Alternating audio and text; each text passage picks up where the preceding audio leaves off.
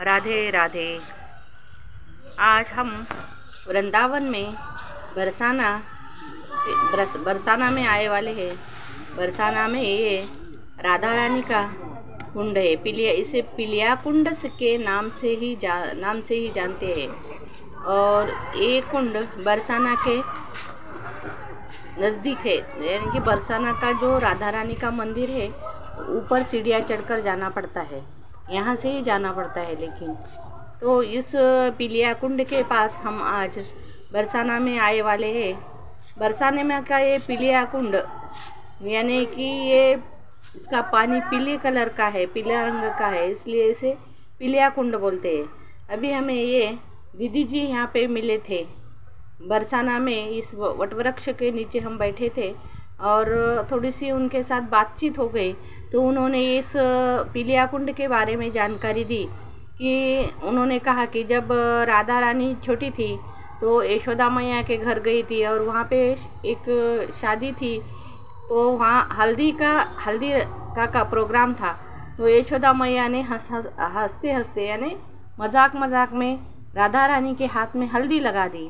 तो हल्दी लगाने के बाद जब राधा रानी घर जाने लगी, बरसाना, उनका गांव बरसाना है, तो जाते वक्त उनको डर लगा कि अब घर जाने के बाद माँ अपने को पूछेगी कि ये हल्दी कहाँ लगाई, किसने लगाई, ये सब पूछेंगे। इसलिए राधा रानी ने इस कुंड में अपने हाथ धोए, इसीलिए इस कुंड का जल पीले रंग का हो गया, ऐसा इस दीदी ने कहा।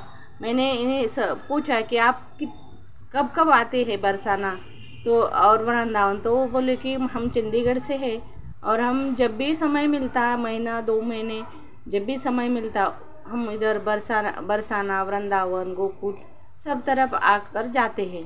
तो उन्हें ये इधर के सब जो स्थल है वहाँ की अच्छी सी जानकारी थी और उन्होंने मुझे इस पिलिया कुंड के बारे में बताया और इस कुंड का पानी पीला क्यों है इसके बारे में भी उन्होंने इस तरह से बताया।